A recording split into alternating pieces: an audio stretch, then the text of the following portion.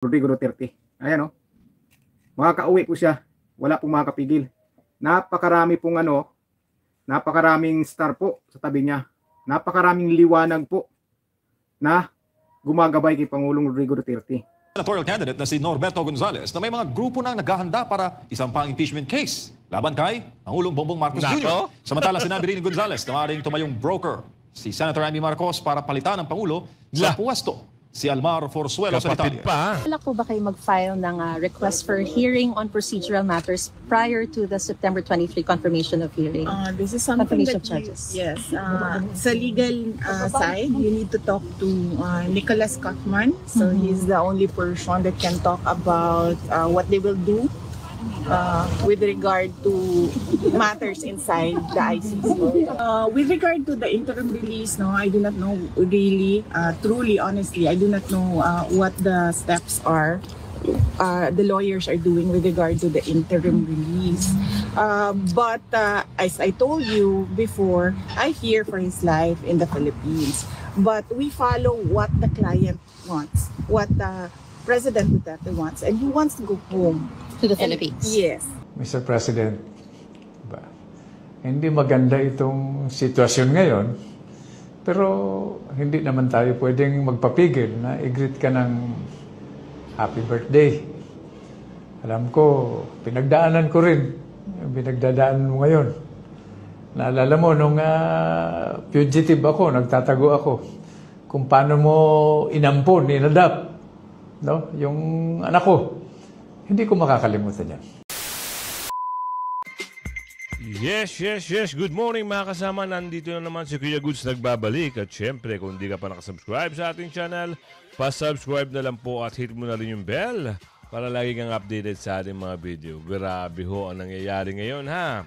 Ibang klase na po talaga ang paniniwala. Actually, meron tayong napanood na isang tarot reader.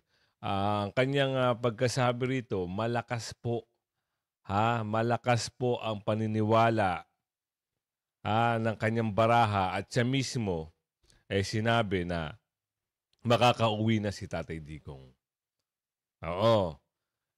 Talaga naman makakauwi dahil wala namang saysay o sustansya yung mga inaakusa sa kanya. Biruin nyo, 30,000. Saan pangalan, saan yung basurahan pinagkukuha yung mga ebidensya yung 30,000? Impeachment, magkakabaligtaran na. Si Bonget na ngayon ang pinag-uusapan. Gusto nyo marinig? Gusto nyo marinig? Ito ho, impeachment case versus Bonget. Maaring isampa sa darating na 28th Congress senatorial candidate. Nako po. May patunay tayo dyan, mga kasama. May video. Ito mamaya, mapapakinggan nyo. Pero siyempre, sabi ko sa inyo, bago natin simulan natin talakayan at reaksyon, isang like, isang share, samahan mo ng subscribe at i-bell all nyo para meron kayo notification. Ito na. Ito yung nababanggit. Ni Kuya. Hula kay dating Pangulong Duterte, makakauwi siya. Ipasok natin to. Wala na pong makakapigil po kay Pangulong Rodrigo Duterte. Ayan o. Makakauwi po siya. Ito po mga kababayan, basahan natin ulit ng tarot card si Pangulong Rodrigo Duterte. Yung mga nagagalit po, paki-skip na lang po yung video para hindi po kayo magagalit sa akin. At saka para lang po ito sa mga naniniwala. Kung hindi kayo naniniwala, huwag na po kayo manood ng video ko. Baka magalit lang po kayo. Akin lang po ito. Akin lang po itong hula na ito. Nasa inyo na po kung maniwala kayo o hindi. Kaya umpisa na po natin. Balasahin muna natin. Wala tayong lamisa. Nandito ko sa Yan. Ngayon, diretsuhin na lang natin. Kukuha tayo ng 3 cards. Isa. Dito sa gitna, isa. Yan. Tapos, ilalim yung isa. Ngayon, nandito na yung 3 card. Basahin natin yung isa. Ano to? Yun. Ayun Napakaganda po. Ayan Napakaganda po. Ang dami pong star sa paligid ni Pangulong Rodrigo Duterte. Ayan Enjoy the result of all your hard work. Ayan. Ayan po. Wala na pong makakapigil po kay Pangulong Rodrigo Duterte. Ayan makakauwi po siya. Wala pong makakapigil.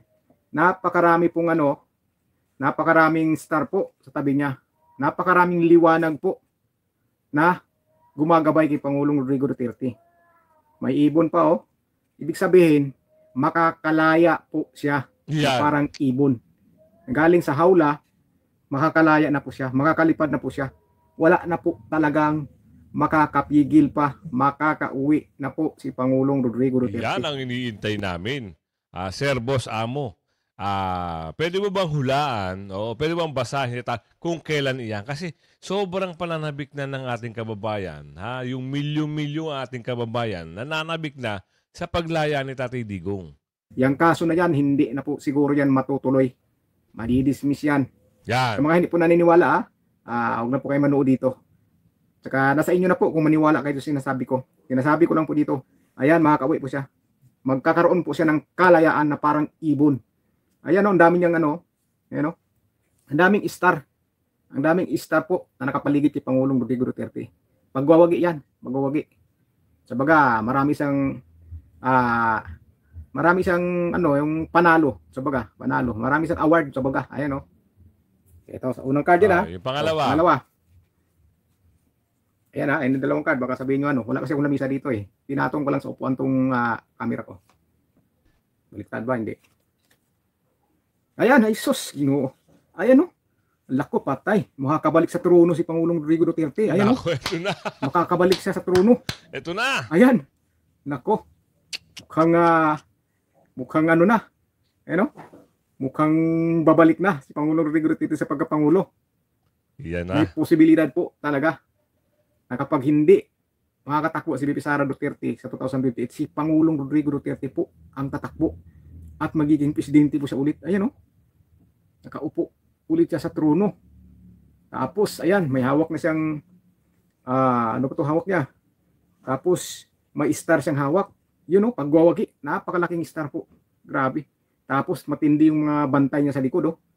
Matindi yung mga bantay niya sa likod. Grabe pala. Ito na sinasabi na talagang yung destiny ni Pangulong Rodrigo Duterte talagang mangyayari. Ayun o. Siyempre naman, sir, sa galing ng ginawa niya sa buong Pilipinas, sa mga OFW. Sipin nyo, siya ang presidente na nagbigay buhay, nagbigay kulay sa bansa natin. Isipin nyo. At may tinulungan pa nga siya.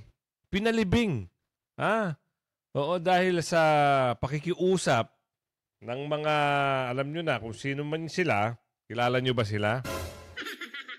Nakiusap. Oo, ipalibing. Pinagbigyan. Ngayon, ito pa isusukli nyo sa mga Duterte. Wait, there's more. Abangan nyo yan. Yung sinasabi rito sa hula. Pag umupo, kung sino man sa mga Duterte, gusto niya makita. Meron tayong patunay dyan sa dulo ng ating video. Meron hong ibang maganap mensahe o boses. Kung iintindihin nyo lang yung mensahe sa dulo ng ating video, abangan nyo po. Ito, gusto ko marinig nyo yung kakapasok lang nito, kani-kanina lang sa The Hague. So magkasama po ang magkapatid. Nandun sila at na-interview. Talagang pag talagang magkapatid na babae, talaga sobrang magmahalan. Oo, makita niyo yung mga ito, sila na bahala sa inyo, magpaliwanag. Hello, ma'am. Papasok. Hindi siya papasok. Uy, ganda. Ayan, the sisters, Ay, madam. Parehas talaga, Musta? Tingnan niyo yung mata ni BP Sara, ni Kitty. Grabe, katapang, Talagang hindi mo sila makikitaan ng yung takot, Talagang palaban talaga sila. Sa mata pa lang makikita mo kagaya si Tatay Digong, di ba? Si Tatay Digong, naku po, ibang klase. Di ba kwento ni Madam, hindi mo sa makikitang umiyak. Tayo, makikita pa nila tayo luluha. Pero si Tatay Digong at itong mga to, hindi mo makikitang luluha. Ganyan dapat ang tamang leader.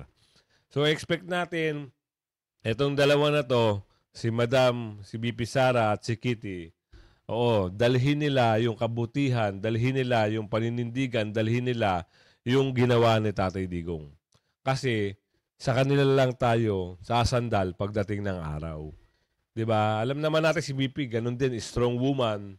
Ay nakikitaan din natin si Kitty na talagang strong woman din. So sila yung dapat maging leader.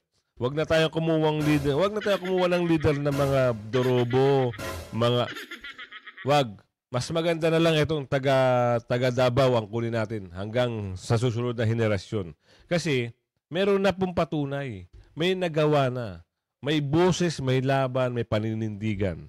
Yan po ang pangahawakan natin. Tuloy. Kumusta po? Tiger look. Eagle look. Mahirap talaga maliit. Okay naman, he is doing well. And he is happy to know that he is continuing to receive the love and support from the Filipino communities from all over the world. And he is happy to see us, his family. Medyo matagal po kayo ngayon. Meron pong mga situation sa loob na it's beyond our control. Doon lang siya sa loob ng mga ano. But we're happy that they gave us extra time to make up for the time we lost for some things that happened inside, yes. BP, this is the first time na kompleto kayo, si Miss Hanelet, si Kitty, kayo po. How has this uplifted the spirit of your father? Well, I believe he's happy because Kitty and I were there, and then we talked about her boyfriend. Patay!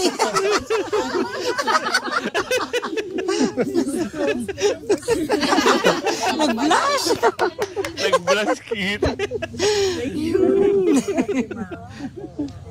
Nag-blush si Kitty. Marta po. Yes, Mama. Kumusta po si PRRD at this point in time? Kita nyo, di ba? Parang walang problema si Madam at si Kitty. Ganun lang, ha? Laban lang, tuloy lang laban kasi ang taong bayan ang nasa likod ng mga Duterte. Ganyan po talaga. Nakakatuwa lang, no? Isipin nyo, sa nangyayari ngayon, parang napakasimple lang ng buhay nila para ganun, ha? Ilaban yung problemang ito.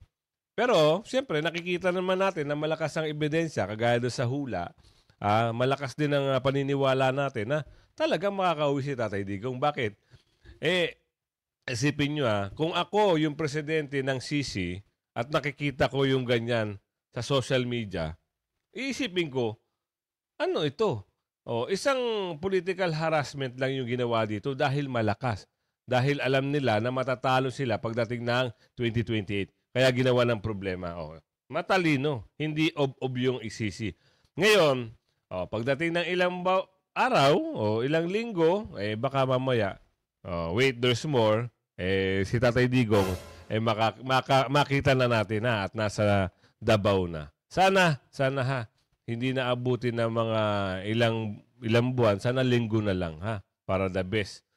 Sama-sama tayo. At siyempre, huwag niyo po lang kalimutan ikampanya po natin yung mga PDP line. Sila po ang ating pambato pagdating ng panahon. Lalong-lalo na nakaamba yung impeachment kay BP Sara, pag nanalo ho yung 10 lang ho, wag na kayo magdagdag, pakiusap. Kasi, kung yung 2 dorobo ay isasama nyo, ibig sabihin, kinonsinti natin yung mga yan. Diba? Kasi ako, 10 lang talaga iboboto ko Yung mga dorobo, hindi na ako boboto dyan. Bakit ako boboto dyan? Para saan? Wag na ho. 10 lang ang ipanalo natin. Ganun lang kasimple yun. Kung magdadagdag kayo ng 2, parang sa akin feeling ko parang hindi maganda.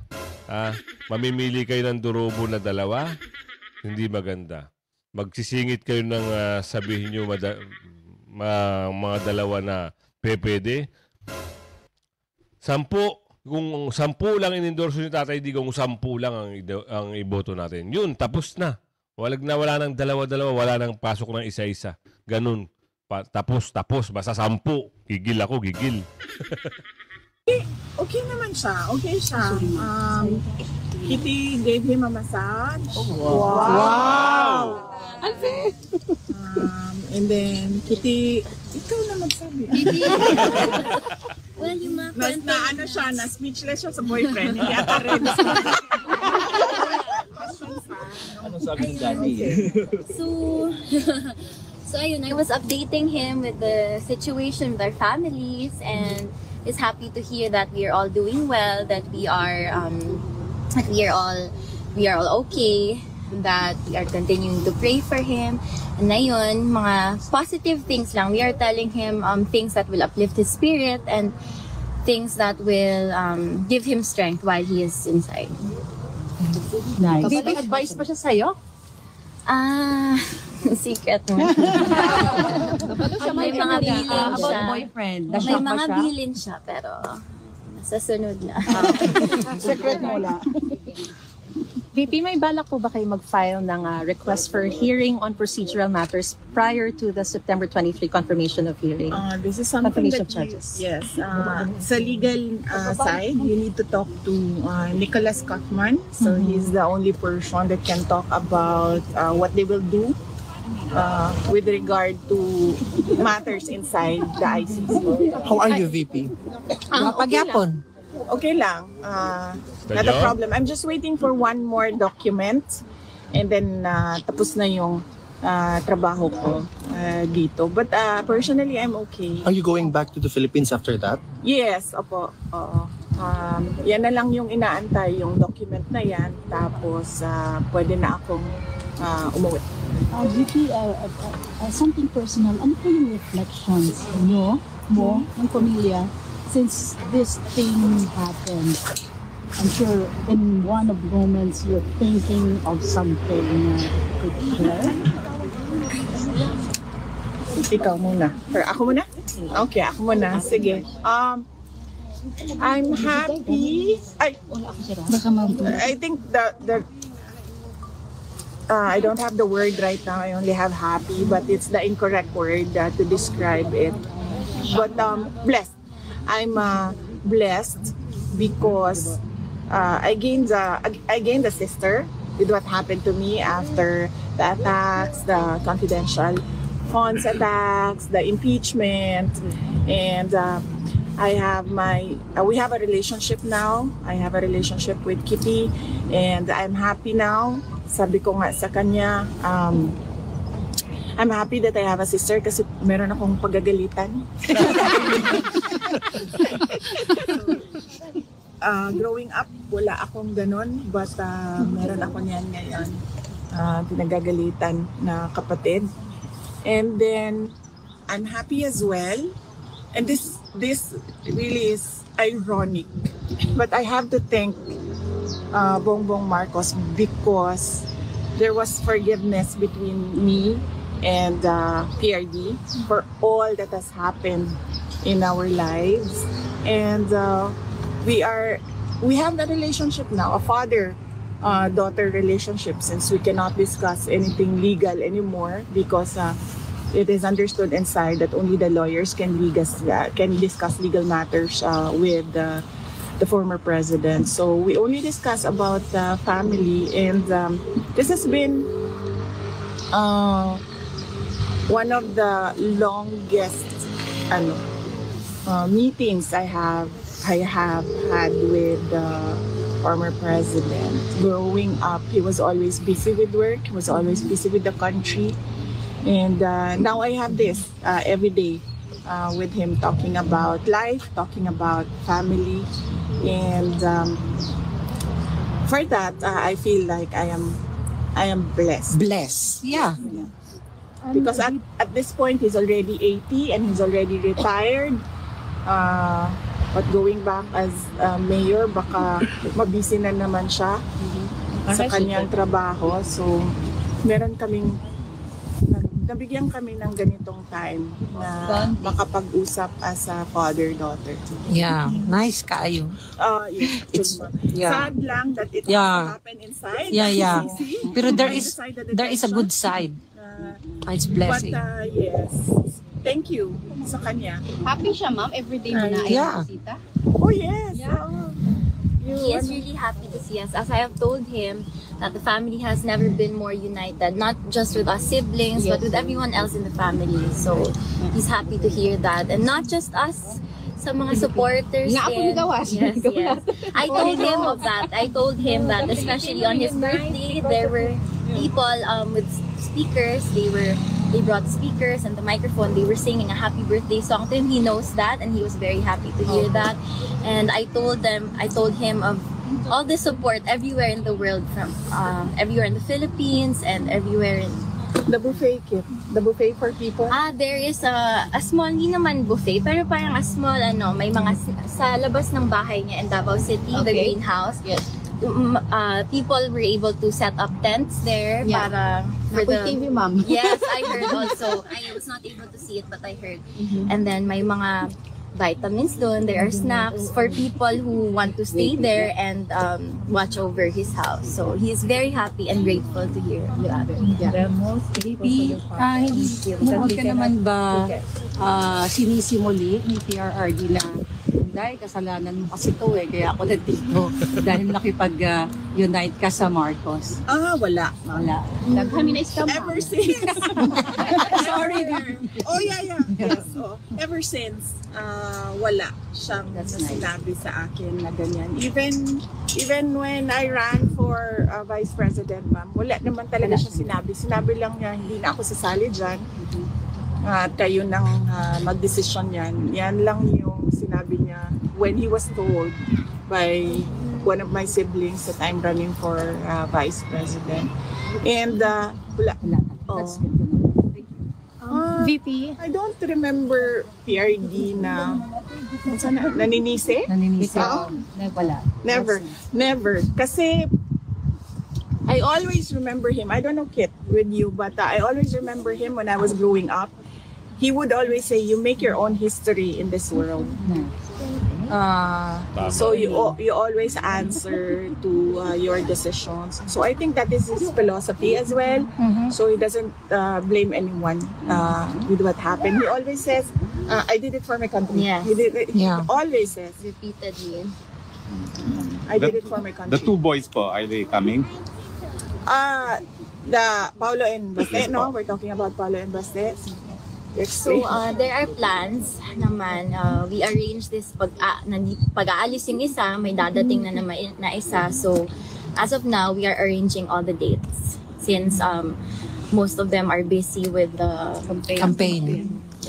VP, pardon me. I understand this is something legal, but we just want to hear your side. Kasi po, sabi po ni Attorney Kaufman, tinatrabaho na raw po yung interim release. Meron pa po ba kayong nakikitang balakid before filing one, or how soon will you file this? At sa Pilipinas niyo po ba gustong ma-release ang... of course, may panawagan kayo na bring him home to the Philippines, to Davao City. But just for the record, we just want to hear if sa Pilipinas niyo po gusto siyang ma-release kasi may sinasabi po yung palasyo. And let me quote, does it mean that we have to recognize that ICC has jurisdiction over the Philippines? I believe the family of the former President Duterte is asking and praying from the Supreme Court that the government should not cooperate with the ICC. So it means that if we will not cooperate with the ICC, even that prayer or even that manifestation of the ICC will not take cognizance of that regarding or relating to the request to have him released in the Philippines.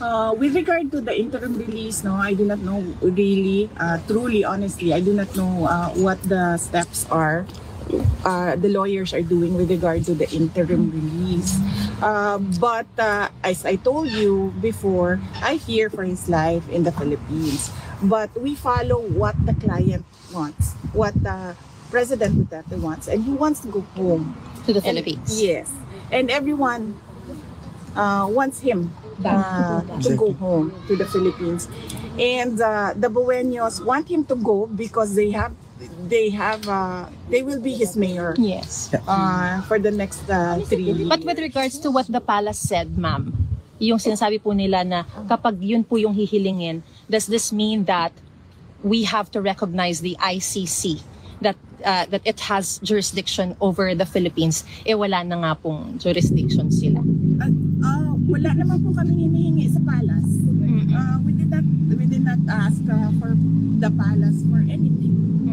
So I do not know what they are talking about. Ma'am, I think the context po is kapag inirelease sa Pilipinas ang isang detainee, kailangan sumunod sa lahat ng kondisyon ng ICC yung bansang pagdadalhan ng detainee po. And in this case, if he will be released to the Philippines, then they should follow all the conditions of the ICC. And in that case, this would mean parang nasa jurisdiction pa rin tayo ng ICC. Well, that is something that they have to think about. The administration has to think about what their next steps are. So, they should not ask. Isipin mabuti yan ha, nang nakaupo. Baka mamaya, mag-iba nga yung boses ng tao, siya ang mapunta sa ICC kung gagawin niya yun. Eto may papakita ko sa inyo. Nag-aalburuto na. Sino? Baka hindi nyo nalalaman na meron hong balita kagaya ng nabanggit natin na kanina, impeachment case versus Bonget maaring isampa sa 28th Congress. Eto na. Dinihag ngayon ng senatorial candidate na si Norberto Gonzales na may mga grupo nang naghahanda para isampa ang impeachment case laban kay Pangulong Bongbong Marcos Jr. Samantala sinabi rin ni Gonzales na maaaring tumayong broker si Senator Amy Marcos para palitan ang Pangulo sa puwesto. Si Almar Forzuelo sa detalye. Nababalita ako na marami naman talaga nagpaplano na file ng impeachment si Pangulo pagbukas ng Kongreso. Ito ang sinabi ng dating kalihim ng Department of National Defense at ngayon senatorial candidate na si Norberto Gonzales sa eksklusibong panayam ng SMNI News. Ayon kay Gonzales, ang ideya ng pagpapalit sa Pangulo ay nagmumula mismo sa mga ordinaryong Pilipino na kanyang nakakausap sa pag-iikot sa Luzon, Visayas at Mindanao. Yung nangyayari sa lipunan natin ngayon, mayaman mahirap. Talagang gusto daw nila pagbabago. Malinaw nga raw ang gusto ng taong bayan at ito ang pagbabago sa takbo ng politika sa bansa. Anya, marami na ang dismayado sa mga politiko na tila walang nagagawang tama. Nakikita raw ng mga tao na walang tunay na pagbabago at paulit-ulit lang ang sistema. Dagdag pa ni Gonzales, hindi lang simpleng reforma ang hinahanap ng publiko. Gusto nilang maramdaman ang pagbabago ngayon na sa pananaw niya, ito ay nangangahulugan ng isang mas radikal na hakbang, ang pagpapalit ng gobyerno. Binigyan din ni Gonzales na mayroon ng grupo ng mga Pilipino na naghahanda ng impeachment case laban kay Pangulong Bongbong Marcos Jr. at naghihintay lamang ito ng isang mambabatas na magpapasa nito sa Kongreso. May ilang grupo na anyang naghahanda ng mga dokumento para sa isang impeachment case laban kay Pangulong Bongbong Marcos Jr. Gayunman, dahil raw mga ordinaryong mamayan lamang ang nasa likod nito, kinakailangan pa nila ng isang kongresistang pipirma bilang sponsor upang maging opisyal ang proseso ng impeachment. Samantala, tungkol naman sa hamon ng dating Chief Presidential Legal Counsel na si Atty. Salvador Panelo kay Senador Amy Marcos na sampahan ng impeachment ang kanyang kapatid na si Bongbong Marcos, ito ang naging sagot ni Gonzales. Ang nakikita ko lamang sa ngayon, kunyari yung kapatid niya si Senator Amy Marcos, maganda yan na kung siya ititindig at sabihin na ako handa akong kausapin. Nilinaw ni Gonzales na magandang hakbang kung tatayong broker si Senator Amy para sa isang panibagong eleksyon. Anya, bukod sa galit ng maraming Pilipino sa kasalukuyang administrasyon, patuloy rin ang pagbaba ng ratings ni BBM. Gusto ni Senator Amy Marcos na gawin niya, maganda yan. Na maging broker siya ng isang panibagong eleksyon para makuha ang mandato ng taong bayan kung sino talaga gusto nilang mamuno. Pwede niyang gawin yan. Dahil pabagsak ng pabagsak yung rating ng ating Pangulo, parang nalalapit na marami rin ang magsasabi na baka maganda palitan na natin ng gobyerno ngayon na. Yun ang nakikita kong sentiment. Para sa Diyos sa Pilipinas, kung mahal Almar Forzuelo. Diba? Kung magkataon nga, bumaligtad ang sitwasyon, nako, bakit hindi natin di tayo maniniwala? Meron na boses din dito. Gusto nyo marinig? Baka talagang magulat kayo. Ito, ipapasok ko na. Intindihin nyo mabuti yung sinasabi dito ha. Kung ano yung babanggitin dito, talaga naman ho. Iba ang klase ito. Mayor. Wait lang. Wait, Mr. President. Wait. Ito, lakihan natin ito. Bro, Mayor, Mr. President, hindi maganda itong sitwasyon ngayon, pero hindi naman tayo pwedeng magpapigil na i-greet ka ng happy birthday. Alam ko, pinagdaanan ko rin yung pinagdadaanan mo ngayon. Naalala mo, nung fugitive ako, nagtatago ako, kung paano mo inampon, inadapt, no? Yung anak ko. Hindi ko makakalimutan yan. Kaya sa pagkakataong ito, no, gusto kong maging matibay ka. Mag-pray ka. Matatapos din ito. Lahat may katapusan. Kaya mag-iingat ka palagi. Stay healthy. Stay strong. and stay truly free, no, in mind, body, and spirit. Mabuhay ka. Happy birthday, bro. Ano? Ha? Matatapos din ito. Yan, ha? Yung mga binitawang salita. Ano ba? At saka meron dito motion para sa interim release ni dating Pangulong Duterte, hindi pa isusumite. Bakit? Abangan natin to. Pag-usapan natin to maya-maya. Bibigay ko lang muna sa inyo yung slide. Ano yung meron dito? Bakit hindi pa sinusumite? Handa ang kampo ng prosekusyon na kontrahin sakaling magmosyon ang Team Duterte para pansamantalang makalaya si dating Pangulong Rodrigo Duterte. Live mula sa The Hague, Netherlands, nasa frontline ng balitang yan, Simon Gualvez. Mon, anong update dyan? Cheryl, bagamat mangilan-ngilan, meron pa rin, patuloy pa rin ang pagdating ng mga taga-suporta ni dating Pangulong Rodrigo Duterte dito sa may labas ng ICC Detention Center sa The Hague, Netherlands. Kasabay nito, target naman ng kampo ni Digong na hindi na umabot daw sa confirmation of charges sa Setyembre yung kasong kinakaharap niya. Pero hindi pa man nakakapagsumite ng mga argumento sa korte, handa na nga raw kontrahin yan ng prosekusyon o yung mga kontra sa dating Pangulo. Sila lang naman mahilig mangontra eh. Bakit? Alam nyo na. Dahil siguro, how much is the rain into the rainbow? Oo, magkano? Yan ang tanong lagi. Magkano? Kasama ba sila sa 777? Sa 30-30-30? Yan ang ating inaalam. Baka mamaya magkano eh. Isang oras ding bumisita kahapon sa ICC Detention Center ang lead legal counsel na dating Pangulong Rodrigo Duterte na si Attorney Nicholas Kaufman. Nasa high spirit naman daw ang kanyang kliyente at nagpapasalamat sa mga taga-suportang nagtipon-tipon lalo nung kanyang karawan. Pero aminado ang abogado, naninibago pa raw sa loob ng kulungan ang dating Pangulo. He's an 80-year-old man and he has all the conditions and medical issues that accompany a man who's 80 years old.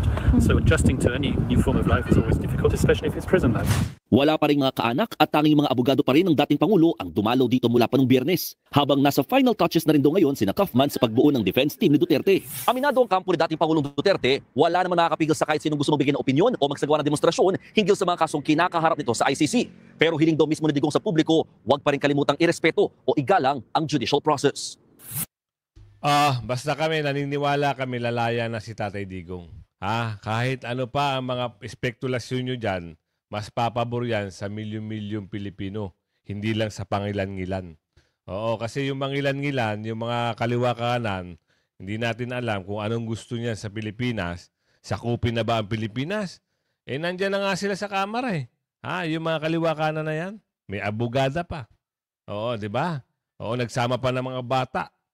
Oo. Bakit? Ano gusto nyo? Paguluhin? Oo, di ba? Yan, naabangan natin lagi mga kasama ha.